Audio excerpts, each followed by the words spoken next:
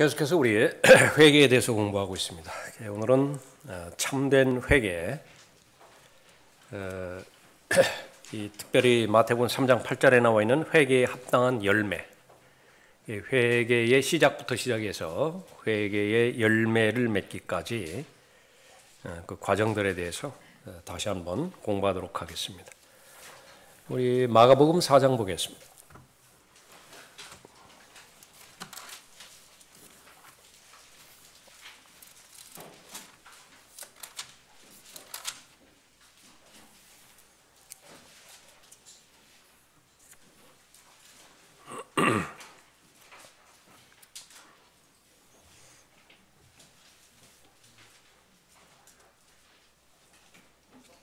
10절에 보면 주께서 혼자 계실 때 12과 더불어 주를 애워싼 사람들이 그 비유에 관하여 주께 묻더라. 씨 뿌리는 자의 비유입니다. 주께서 그들에게 말씀하시기를 너희에게는 하나님의 나라의 신비를 알도록 허락되었으나 밖에 있는 사람들에게는 모든 것이 비유로 되어 있느니라. 이는 그들이 보기는 보아도 알지 못하며 듣기는 들어도 깨닫지 못하게 하여 어느 때라도 회심하지 못하고 그들의 죄들이 용서받지도 못하게 하려 함이라고 하시고, 좀 두려운 말씀입니다. 좀 무서운 말씀이지요.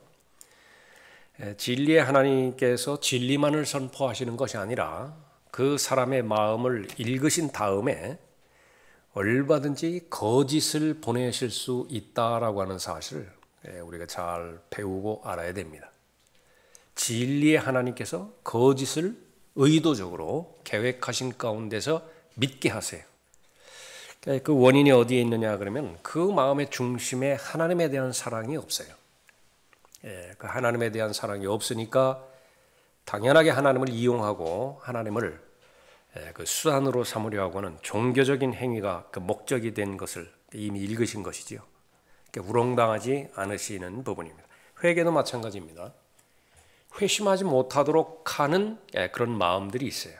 그건 하나님 앞에 겸손하지 않은 그런 마음은요 구원받을 수 없습니다. 그러니까 제일 먼저 하나님께서 가르쳐 주시는 모든 내용들, 제일 먼저 내가 잘못되었다라고 하는 상태를 지적하실 것이고 내가 죄인이라고 하는 사실을 알려주실 텐데 그것을 겸허히 받아들여야 돼요. 그래야 구원이 이루어지는 것인데 나는 저 창녀와 같지 않습니다. 세리와 같지 않습니다.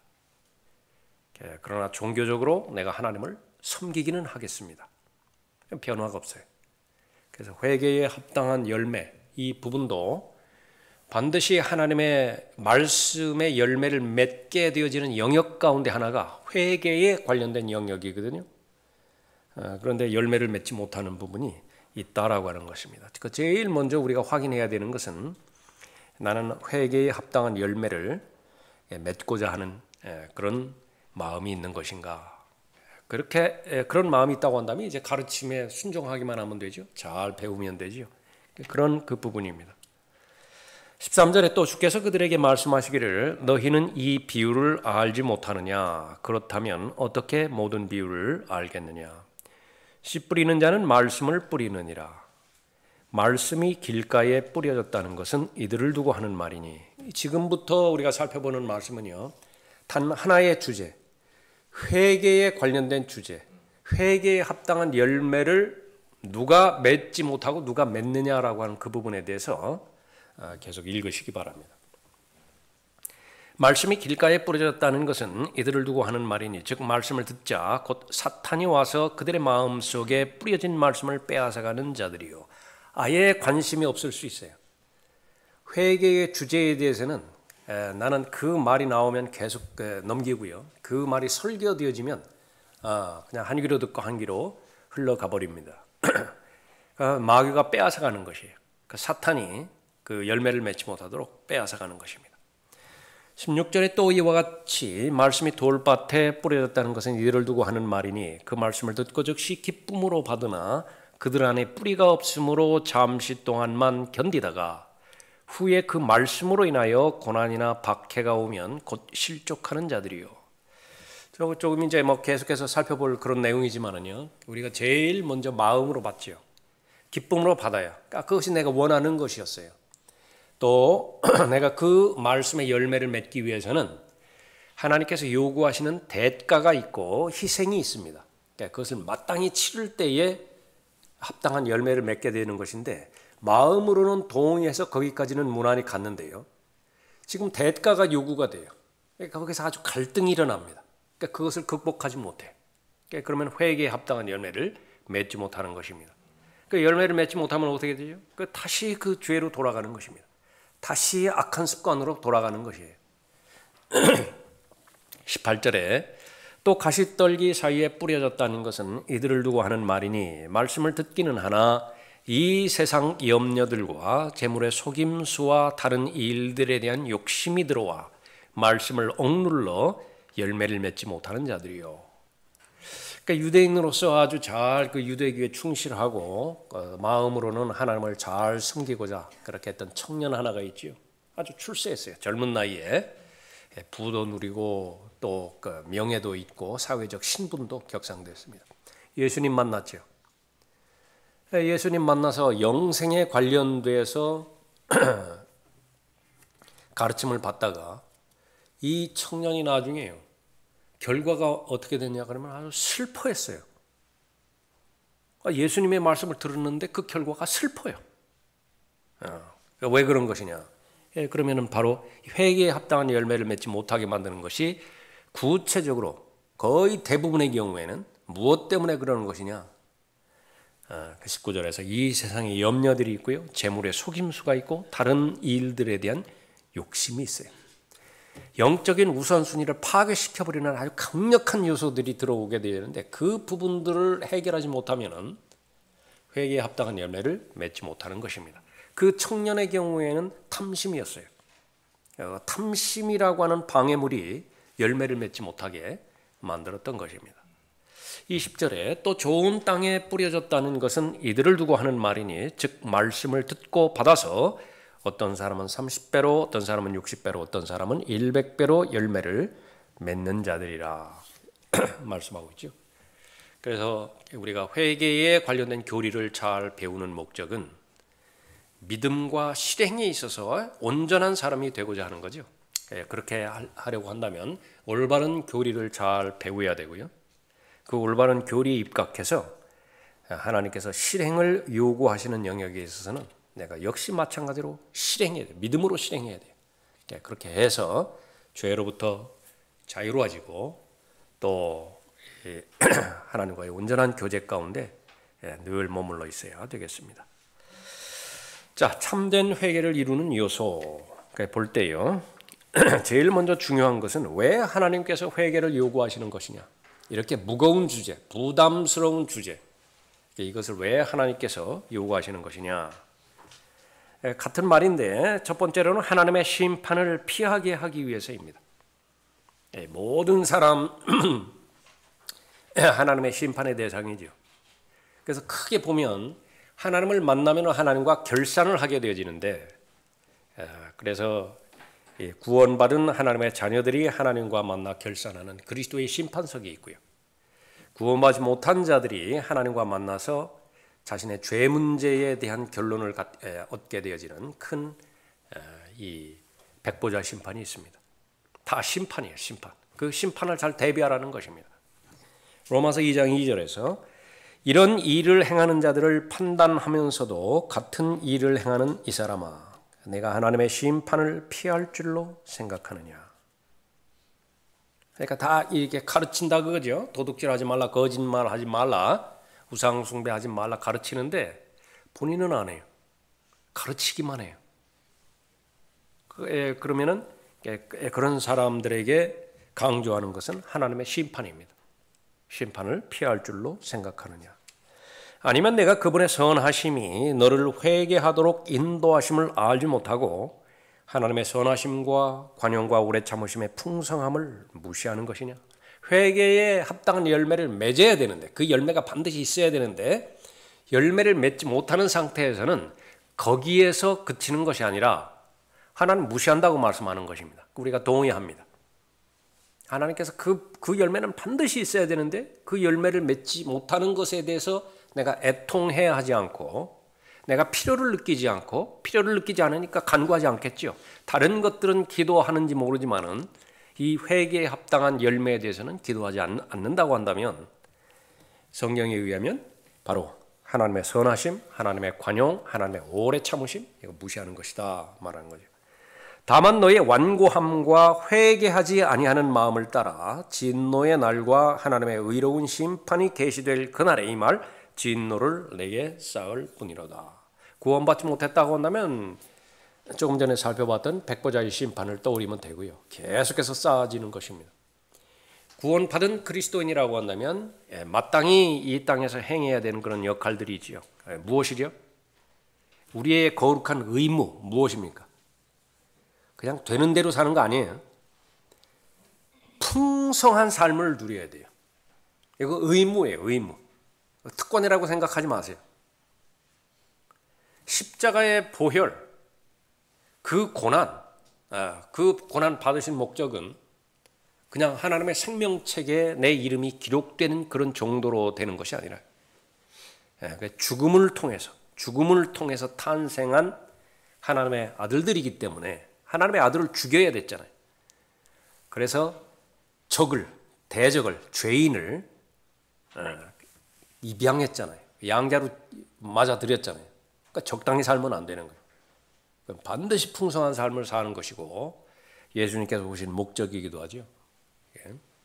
근데 그러한 그 삶을 살아야 되는데 그러한 삶을 살지 못했을 때에는 그리스도의 심판 속에서 다 결산할 것이라고요.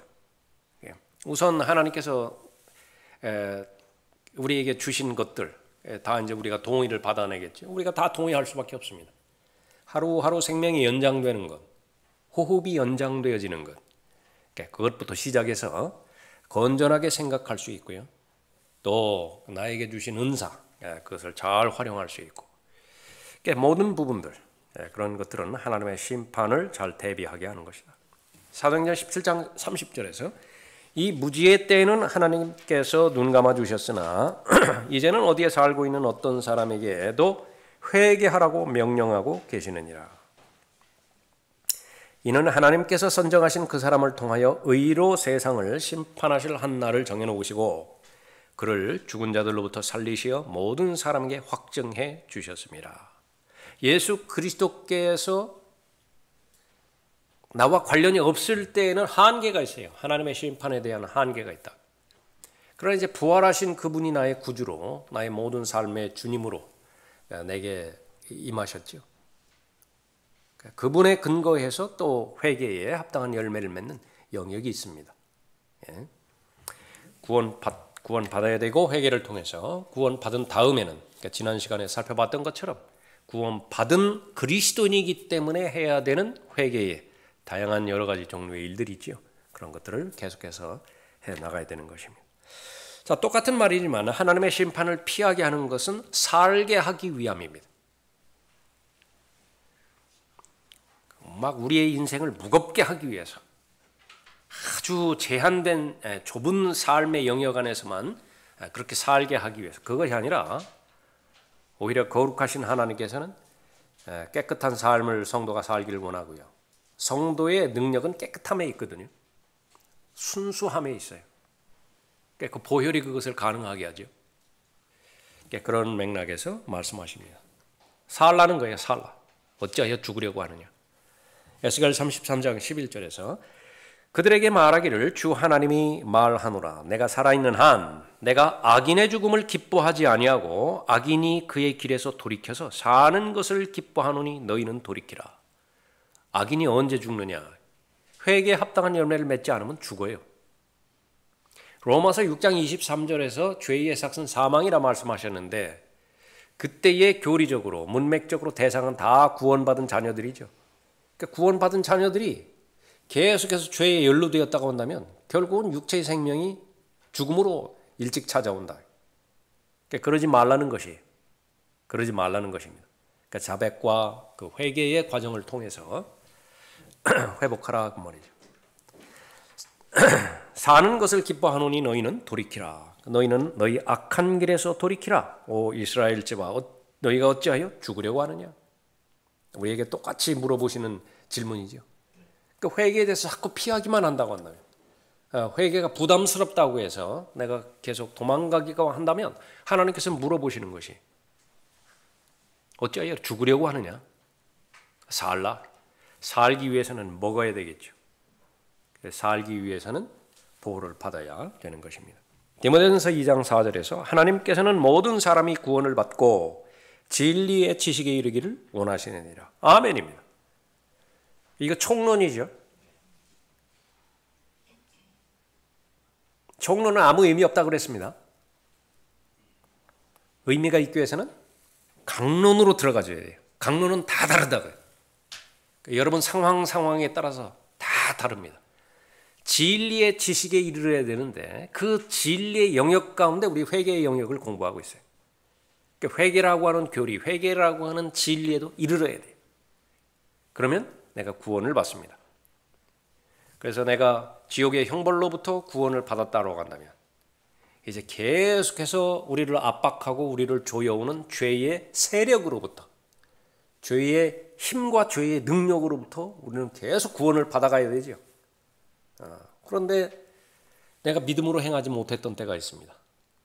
하나님을 의심하고 또 하나님께 고의적으로 대적하고, 그러니까 그렇게 함으로 인해서 내가 범죄했을 때에 거기는 반드시 회개에 합당한 열매를 맺어야 되는 것이죠. 진리의 지식에 이르는 것입니다.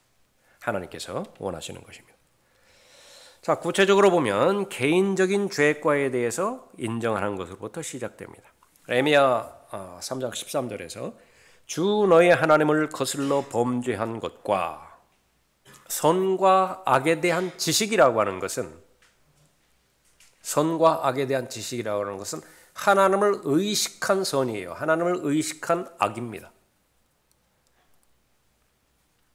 그래서 어린 꼬마가, 이렇게 기어다니는 꼬마가 엄마한테 거짓말했다, 아빠한테 거짓말했다, 이것은 판별하기 힘들어요. 그건 선과 악에 대한 지식이 아니에요.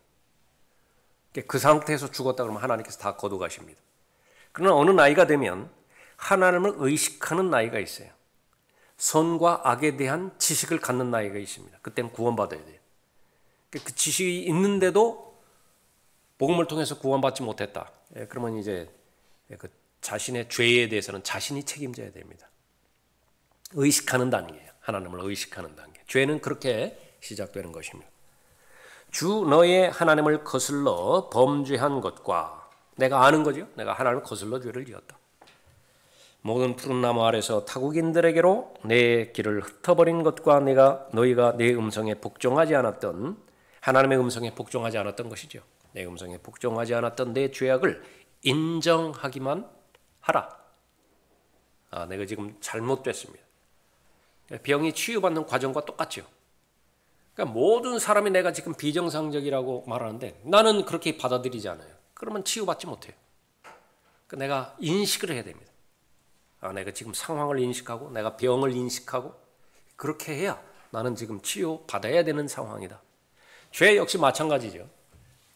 내가 죄로 인해서 하나님과의 교제가 단절되었는데 회복에 대한 필요를 반드시 느낀다. 그런데 내가 죄로 인해서 하나님과의 교제가 단절되었음에도 불구하고 하나님과의 교제 회복에 대한 필요를 못 느낀다. 불가능해요. 그 회개에 합당한 열매를 맺지 못하는 것입니다. 하나님께서는 뭐라고 그래요? 인정하라. 인정하기만 하라. 그러면 이제 죄에 대한 뉘우침이 있게 되어지죠. 죄에 대해서 인정을 하면 나는 이제 사람이 혼이니까 뉘우치게 됩니다. 에레미야 31장 18절에서 주께서 나를 징책하셨으니 멍에에 익숙하지 못한 송아지 같은 내가 징책을 받았나이다. 성령께서 오신 목적도 마찬가지죠. 성령께서 오신 목적은 책망하기 위해서 오셨어요. 제일 먼저 죄에 대해서 책망하십니다. 무엇이 죄냐? 지금까지는 내가 그걸 죄로 여기지를 않았어요. 그런데 예수 그리스도를 믿지 않은 상태가 죄래요. 예수 그리스도를 믿지 않은 상태가 죄라고요. 그런데 성령께서 알려주시기 전까지는 나는 그건 선택사항인 줄 알았거든요. 나는 예수 그리스도를 믿을 수도 있고 믿지 않을 수도 있다. 그건 죄가 아니다. 그러나 성령께서 말씀하시고 가르쳐 주시는 것은 예수 그리스도 없는 상태가 바로 죄다. 예? 그래서 어머니로부터 태어날 때부터 내가 죄를 가지고 태어난 거죠. 죄의 유전자, 죄의 DNA. 죄성을 가지고서 그렇게 태어났다라고 하는 것을 알게 되는 것입니다. 그 징책이에요. 예. 주께서 나를 돌이켜 주소서. 그리하면 내가 돌아가겠나이다. 이는 주께서 주 나의 하나님이시니이다. 내가 돌이킴을 받은 후에 분명히 나는 회개하였고 내가 교훈을 받은 후에 내가 내 넓적다리를 쳤나이다.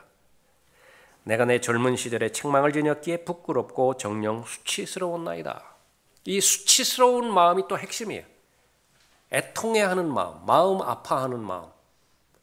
그러니까 이것이 전제가 될 때에 변화가 일어나게 되는데 이것이 별로 없다.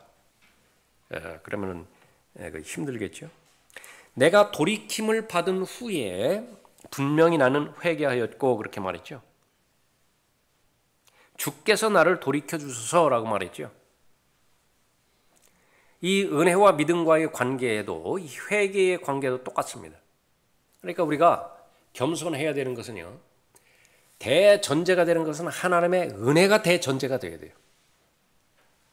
구원받는 데 있어서 하나님의 은혜가 대전제가 돼서 그 다음에 성령 하나님의 인도하신 가운데서 내가 믿을 때에 구원을 받는 것이거든요. 그런데 이게 교만해질 수 있는 요인 가운데 하나는 하나님의 은혜를 싹 걷어버린다고요. 그러니까 내가 믿었으니까 내가 구원받았지. 또 하나의 자기의예요. 이게 회개에 합당한 열매도 마찬가지입니다. 그러니까 성경에서 언급하고 있는 모든 부분들이요. 이 회개도 하나님께서 직접적으로 간섭하셔야 돼요. 그래서 진지하게 하나님 앞에 기도할 수 있어야 됩니다. 회개에 합당한 열매를 맺게 해 주십시오. 하나님의 역사하심과 하나님의 보호하심과 하나님의 도우심이 없이는 저는 회개에 합당한 열매를 맺을 방법이 없습니다. 이것은 하나님의 일입니다. 그렇게 하나님 앞에 겸손한 상태가 되어야 됩니다. 그리고 나서 내가 해야 될 것은 내가 하는 것이지요.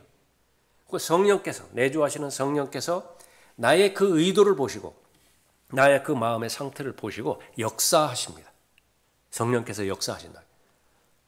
그러니까 그것이 같이 이루어져 가는 것입니다. 세 번째, 악한 생각과 행동을 버리는 것이죠.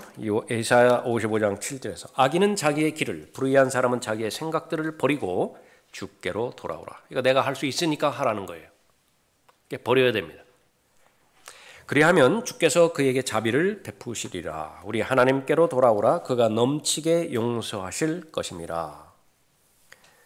에레미야 18장 11절에서 그러므로 이제 유다 사람들과 예루살렘 거민들에게 가서 고하여 말하라. 주가 이같이 말하노라. 보라, 내가 너희를 대적하여 재앙을 만들고 너희에게 한 책략을 마련하노니 너희는 이제 각기 자기의 악한 길에서 돌이켜 너희의 길과 행위를 선하게 하라. 에스겔 14장 6절에서 그러므로 이스라엘 집에 고하라. 주 하나님이 이같이 말하노라. 회개하라. 그리고 너희 우상들로부터 너희 자신을 돌이키고 너희 얼굴을 너희의 모든 가증한 것들로부터 돌이키라.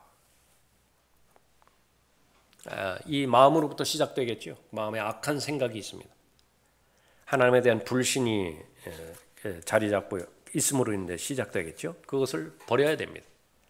행동, 그 행동을 또 버려야 되는 것이죠. 그래서 그것을 아는 것은 내가 하나님의 사람이라고 한다면 특히 이스라엘 집과 유다 집, 구약에 있어서는요. 그것은 하나님께서 눈동자처럼 보호해 주시는 하나님의 선택된 하나님께서 선택하신 대상인데 거기에 재앙이 따라요. 그건 느부갓네살이 일으킨 재앙이 아니에요. 그건 산헤립이 일으킨 재앙이 아니라고요. 그것은 하나님께서 보내셨다고요. 느부갓네살을 보낸 거예요. 그쪽으로 가라. 산헤립을 그쪽으로 가라고 보냈다. 그것을 인정하느냐 하지 못하느냐가 회개에 합당한 열매를 맺는 그 결론이기도 합니다. 그리스도인 역시 마찬가지예요. 그리스도인은 구원받기 전에는요. 하나님의 자비 가운데서 하나님께서 보호하십니다. 구원받지 못한 혼들도요. 공중에 날아다니는 참새도 하나님께서 보호하시잖아요. 구원받은 이후에는 하나님의 더 깊은 은혜 가운데서 인도하십니다. 구원받은 이후에 내게 일어나는 일들 가운데서 하나도 의미 없는 일들은 없어요. 무익한 일들은 없습니다. 그런데 지금 내가 처한 상황이 내가 하나님 앞에 나아가는데 너무 어렵게 만들고요. 그 결과들이 하나님에 대한 간증을 잃어버리게 만들고, 그러니까 그런 것은 하나님께서 징계하시는 것입니다. 그러니까 그것을 제일 먼저 알아야 돼요. 그래서 이 옛 사람들이 생각하는 그 세상적인 생각들, 사고들, 그것을 빨리 벗어버려야 됩니다. 우연히 일어났다라든지 다른 사람한테 표현은 하지만 오늘은 재수가 이렇게 없다든지 그 자신을 그 부양하고 자신을 목양하는 것이 자기 회사 사장이라든지 그런 것으로부터 빨리 벗어나야 된다. 자, 그렇게 하면 이제 하나님께로 돌아오죠. 이사야 55장 6절에서 그를 찾을 만한 때에 너희는 주를 구하며 그가 가까이 계실 때 그를 부르라. 감사도 그렇고 회개도 그러고요. 합당한 때가 있습니다. 감사도 그 합당한 때를 놓쳐버리잖아요. 아주 귀한 그 기회를 잃어버리는 거예요. 하나님에 대해서도 그렇고 사람에 대해서도 마찬가지예요. 아주 정확한 right time이 있습니다. 그때를 맞아야 돼요. 회개도 마찬가지입니다. 자, 내가 분명히 자백해야 돼요. 내가 생각이 났습니다. 근데 이게 너무 힘들어요. 마음의 상태가 지금 준비도 돼 있지 않고 그것을 하려고 한다니까 고도로 집중해야 되고 또 내가 이거 말로만 자백하는 것은 의미가 없다는 것을 내가 알거든요. 그러면 막 다음에 조치를 취해야 되고 그렇게 되는데 너무 부담스럽다. 포기해요. 그러니까 넘어가 버린다고. 도망가는 거예요. 다음번에도 또 하나의 다른 영역에서 또 자백해야 될 것이 있는데 하나님의 도움이 없이 회개를 해야 되니 하나님의 인도하심 가운데서 머무르지 않은 것이니 얼마나 힘들겠어요. 그것이 계속 넘어가죠. 하나님께는 아무 문제가 없습니다. 무엇을 자백하든지 언제 어떤 상황에서 자백하든지 하나님께서 다 들어주세요. 다 용서하실 준비가 다 돼 있어요. 그 문제는 나한테 있는 거예요. 하나님 앞에 나아가면 믿음으로 나아가야 되는데 믿음으로 나아가야 돼요. 간청을 하거나 간구할 때도 믿음으로 간구해야 되고요. 용서를 구할 때도 역시 마찬가지입니다. 자백할 때에도 믿음으로 해야 돼요. 무엇을 믿음으로 하죠? 하나님께 나아가면 하나님께서 용서해 주신다. 용서의 확신을 가지고 나아가야 되는데 그 확신을 마귀가 빼앗아가 버려요. 확신이 없어요. 그리고 구체적인 그 사항들을 하나님 앞에 용서해야 되는데 그러니까 몇 번 TV에서 이렇게 사과하는 사람들 있잖아요. 내가 잘못했고 했고 그러면 그러니까 기자가 묻는다. 그러니까 무엇을 잘못했느냐고. 그거 잘 몰라요. 잘못했다고 하는데 무엇을 잘못했는지 그 부분에 대해서는 구체적으로 시인을 하지 않는다. 그건 자백이 아니에요. 그래서 다 잊어버렸어요. 내 기억에서 무엇이 하나님 앞에 걸리고 해야 하는데 처음에는 요란한 사이렌 소리로 나한테 경고가 오죠. 처음에는 막 빨간불 번쩍번쩍 하면서 나한테 비추었기 때문에 알아차리지 못할 리가 없어요. 그런데 이게 이제 육신의 소리와 세상의 소리에 파묻혀버리고 그 소리가 잘 안 들린다. 온갖 휘황찬란한 온갖 세상의 스펙트럼 그 색깔들을 다 현란한 색깔들을 다 동시에 보하기 때문에 하나님께서 경고가 주시는 빨간색이 눈에 들어오지도 않아요. 그러니까 힘들죠. 그러면 이제 무능한 그리스도인의 삶으로 그렇게 가게 되는 것입니다. 회개의 목적은 무엇이라고요? 살라. 풍성한 삶을 살라. 왜? 죽으려고 하는 것이냐. 하나님께로 돌아와야 되는 것입니다. 잘 힘듭니까? 그런 그 부분들이 이러면 이제 금식을 할 수도 있습니다. 해보셨어요? 금식 필요합니다. 여러분의 믿음의 분량 가운데 그렇게 하시고요. 계속해서 좋은 습관을 만들려고 그렇게 하시고 정 안 된다. 그러면 이거 해결해 주지 않으면 저 죽을랍니다. 그런 심정으로 하시라고요. 요엘 2장 12절에서 주가 말하노라. 그러므로 이제라도 너희는 너희의 마음을 다하여 금식하고 울며 애통하며 내게로 돌이키라. 변화된 마음을 나타내는 열매를 맺게 되어지죠. 호세아 12장 6절에서 그러므로 너는 내 하나님께로 돌이켜서 자비와 공의를 지키며 내 하나님을 끊임없이 기다리라. 결국은 우리가 맺는 열매가 이제 하나님께서 하나님의 성품, 자비와 공의를 그렇게 얻게 되어지는 것입니다. 한 예를 볼까요? 시편 51편 보겠습니다.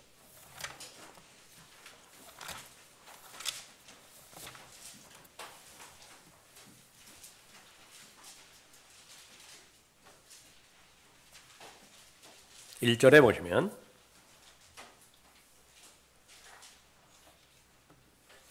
오 하나님이여 주의 자애심을 따라 나에게 자비를 베푸소서. 주의 온유한 자비들의 풍성함을 따라 내 죄과들을 지워버리소서.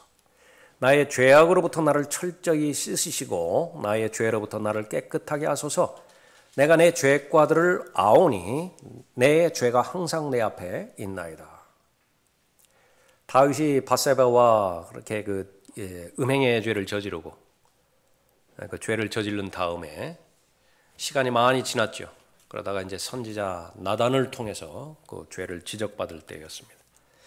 자, 이 밧세바와 이렇게 범죄했을 때 그때도 역시 마찬가지로 그 다윗의 그 마음은 사는 것이 아니었을 거예요. 그 범죄를 저지른 다음에 거짓말을 합법화시키기 위해서 또 다른 거짓말을 해야 되는 것처럼요. 자신의 죄 문제를 처리하지 않고 해서는 계속 죄를 저질러야 돼요. 하나님 앞에 계속 죄를 저질러야 된다. 거짓말하고 뭐 안 그런 채 해야 되고 나중에 가서는 또 살인죄를 저질러야 되고. 그런데 하나님께서는 포기하지 않으시거든. 그러니까 여러분도 마찬가지입니다. 예수 그리스도의 보혈로 하나님의 가족으로 들어왔다. 그럼 하나님께서 포기하지 않으셔. 그러니까 계속 어렵게 만들 거예요. 뭘 하든 재미가 없게 만들 것입니다. 그러니까 그것이 해결이 돼야 됩니다. 선지자를 보내서 그 죄를 지적하셨죠. 지적했어요. 그런데 이 다윗이 하나님의 마음과 일치되는 사람이었어요. 하나님의 마음에 꼭 드는 사람이었습니다. 바로 이 부분이에요. 하나님께서 직접적으로 말씀하시면요, 인정을 할 수 있어요. 인정을 하는 거예요. 이것이 사울 왕과의 다른 점입니다. 큰 다른 점이에요. 사무엘을 통해서 사울에게 죄를 지적을 해주었거든요. 근데 다 버리지 않았어요. 인정을 하기는 하는데, 그러나 백성들 앞에서 내 체면만은 좀 살려주십시오. 백성들 앞에서 내가 하나님 앞에 죄를 지은 거, 그거는 그냥 넘어가 주십시오. 그러니까 진정한 회개가 아니에요. 그러니까 다윗은 그렇지를 않았습니다. 그러니까 제일 먼저 죄에 대한 자각입니다. 내가 죄를 지었습니다. 사람에게 죄를 지었고 하나님 앞에 죄를 지었습니다. 고백을 하죠. 계속해서 4절에 주만을 거역하여 내가 죄를 지었으며 주의 목전에서 이 악한 행실을 행하였으니 주께서 말씀하실 때에 의롭게 되시고 주께서 판단하실 때에 순전하시리이다. 보소서 내가 죄악 중에서 조성되었고 죄 중에서 내 어머니가 나를 배웠나이다. 두 가지로 고백을 하는데 제일 먼저는 구체적인 행위입니다. 악한 행실. 그것을 해야 되죠. 그래서 구체적으로 아뢰야 돼요. 하나님 앞에 범죄했다. 범죄해놓고 하나님 앞에 불순종했습니다. 그 죄를 용서해 주십시오. 별 의미 없어요. 별 의미 없다. 하나님 앞에서 구체적으로 꼬치꼬치 말씀을 드려야 되는 것입니다. 그 죄를 지음으로 인해서 하나님의 시간 내가 도둑질했습니다. 하나님께서 주신 건강, 그 죄로 해서 건강이 해쳐지는 그런 건강이라고 한다면 이 몸과 영으로 하나님께 영광을 돌려야 되는데 그러지 못했습니다. 거기에 비용이 들어갔어요. 그 죄를 짓는데 마찬가지입니다. 하나님의 돈을 그렇게 악한 데 썼습니다. 마귀에게 발견되면은 하나님의 사역이 망쳐져 마귀에게 틈을 주었습니다. 그래서 교회에 알려지면은 사람들이 막 실망해. 덕을 마땅히 세워야 됨에도 불구하고 내가 하나님 앞에 허무는 그런 그 일을 했습니다. 마땅히 적극적으로 하나님을 높여드리고 하나님께 영광 돌려드려야 됨에도 불구하고 내 마음이 이런 상태니까 내 속에 계시는, 내 안에 계시는 성령께서 슬퍼하지 않으실 리가 없죠. 내 안에 계시는 목적은 역사하기 위해서인 것인데 내 능력에는 한계가 있다고요. 새 사람의 능력에는 한계가 있다고. 그러니까 그 새 사람의 뜻을 성령께서 받으셔서 역사하기 위해서, 도와주기 위해서 하는 것인데 소멸시켜버렸어요. 성령이 떠나는 건 아니지만 성령의 역사를 소멸시켜버렸습니다. 그러니까 한두 가지 고백이냐고요. 고백해야 되는 거예요. 근데 그 고백을 해야 돼. 그래서 여러분 작정하십시오. 한번 어떤 하나님 앞에 불순종하는 죄를 저질렀을 때요, 뭐 한두 마디로 끝나지 않아요. 그러니까 그것이 아주 부담스럽기 때문에라도 죄 짓지 마세요. 예? 그러나 그 모든 부분들을 진심으로 고백했을 때, 그 여러분의 믿음의 분량이라고 한다면 그것을 다 고백해야 되잖아요. 그럴 때에 회개에 합당한 열매를 맺게 되는 것입니다. 고백이라. 5절에서는요, 본질적인 죄의 상태를 고백하는 거죠. 보소서 내가 죄악 중에서 조성되었고 죄 중에서 내 어머니가 나를 배었나이다. 나는 본래 이런 사람입니다. 육신의 죄들로 이루어진 몸, 그것이 육신에 대한 정의잖아요. 그 죄로만 구성되어 있어요. 그것을 다시 한번 하나님 앞에 고백을 하는 것입니다. 나는 가망이 없습니다. 그래서 외부로부터 하나님의 은혜의 능력으로 나를 도와주지 않으면 나는 가능성이 없습니다. 고백을 그렇게 하는 것입니다. 진정한 죄의 고백입니다. 마음의 상태가 어떻습니까? 17절에 보면 하나님의 희생제들은 상한 영이니, 하나님의 희생제들, 많은 짐승들 바치라고 그랬잖아요. 그것이 희생제가 아니라는 거예요. 하나님께서 정말로 원하는 것은 상한 영이라. 하나님의 희생제들은 상한 영이니 하나님이여 주께서는 상하고 참회하는 마음을 멸시하지 아니하시리이다. 그러니까 이 마음을 하나님 앞에 고백하는 것입니다. 용서를 위해서 기도하죠. 7절에 우슬초로 나를 정결케 하소서 내가 깨끗게 되리이다. 나를 씻기소서 내가 눈보다 더 희게 되리이다. 약속의 말씀을 주장하는 거예요. 용서에 관련돼서 우리에게 약속의 말씀을 주셨죠.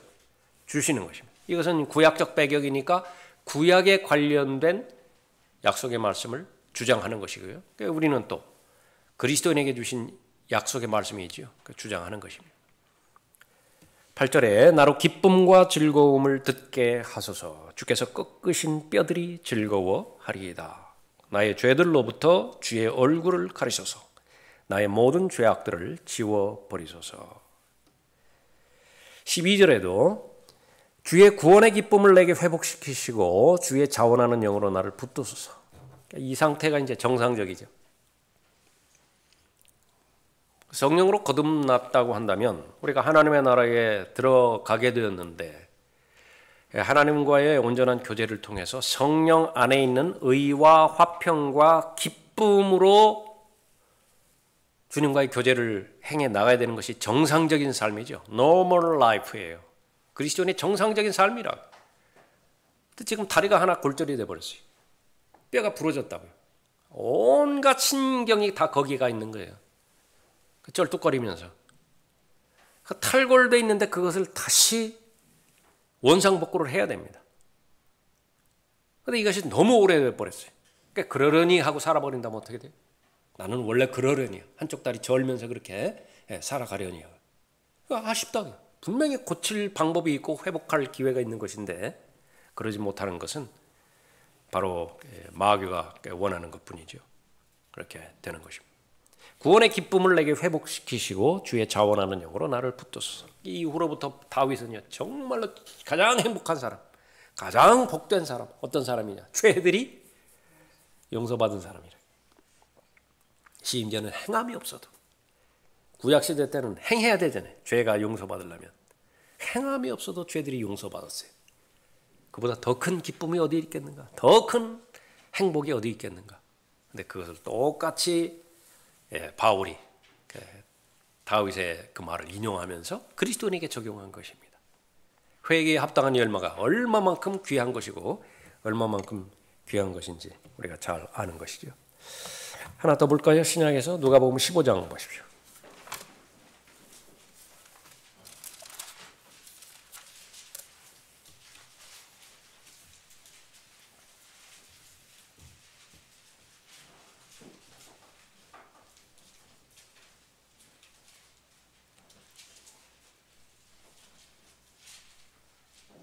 (17절에) 그때 그가 자신을 돌아보고 말하기를 내 아버지의 많은 품꾼들은 먹을 것이 풍족하고도 남는도다. 자, 품꾼들의 삶이 아주 풍성한 삶이죠. 너무 풍족해요. 자기는 아들이잖아요. 아들 하물며 아들이겠습니까? 자, 이것이 정상적인 삶이에요. 근데 지금은 어떻죠? 그러니까 짐승과 같은 삶을 사는 것인데 단순히 짐승이 아니라 유대인의 입장에서 돼지는 다른 의미예요. 지금 돼지우리에서 돼지들과 같이 산다. 돼지가 먹는 거 같이 먹고 거의 대부분을 돼지와 같이 생활한다. 그러니까 저주받은 삶이라. 그 부분으로부터 자신을 깨닫고 이제 아버지를 생각한 것이지요. 그래서 마음의 그 소원이 지금 자기가 비교가 되어지는 것이 풍족한 삶과 지금 버려진 삶을 보고 있습니다. 그런데 나는 굶어 죽어가는도다 말하고 있습니다. 자신이 지금 잃어버린 상태, 파멸적인 행동, 이 부분에 대해서 자각하고 있습니다. 내가 자각했어요. 21절에 그때 그 아들이 아버지에게 말하기를 아버지여 내가 하늘을 거역하여 아버지 앞에 죄를 지었나이다. 나는 더 이상 아들이라고 할 만한 자격이 없나이다라고 하더라. 우리도 똑같죠.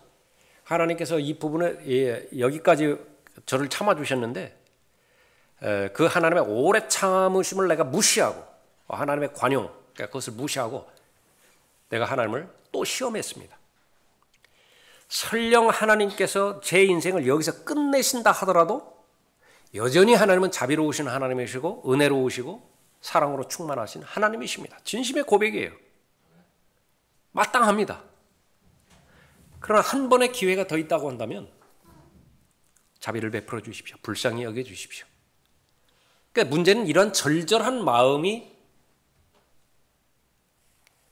받쳐주지 않을 때는 그것은 또 하나의 형식적인 그 의식적인 고백이 되는 것이죠. 그런데 이 아들은 그렇게 되지 않았어요. 정말로 진심으로 고백을 했습니다. 그러니까 모든 것이 회복이 되었죠. 회복한 다음에 아버지와의 관계는 모두가 다 해결되는데 이 집안에 있는 탕자가 있었죠. 큰아들이 있습니다. 큰아들. 지금 여기서 줄거리는 그쳤지만은요. 별로 안 좋았을 것 같아요. 계속해서. 그러고도 네가 아버지 아들이라고 그렇게 할 수 있는 것이냐. 그러고도 네가 아버지를 그 아버지라고 부르는 거냐. 뭐부터 시작해서. 회개에 합당한 열매를 맺은 다음에도 계속해서 마귀는 포기하지 않습니다. 계속 공격할 것이에요. 그러나 지금 어떻게 됐어요? 막 대들었겠습니까? 대들었겠어요? 형한테? 안 대들었을 것 같아요. 나는 그런 소리 들어도 마땅한 사람이야. 그러나 한 번의 기회를 더 주신 것만으로도 나는 더 바랄 것이 없어. 겸손한 자를 하나님께서 그렇게 사랑하시죠. 자, 참된 회개의 본질 거기서부터는 다음 시간에 한 번 더 그렇게 하도록 하겠습니다.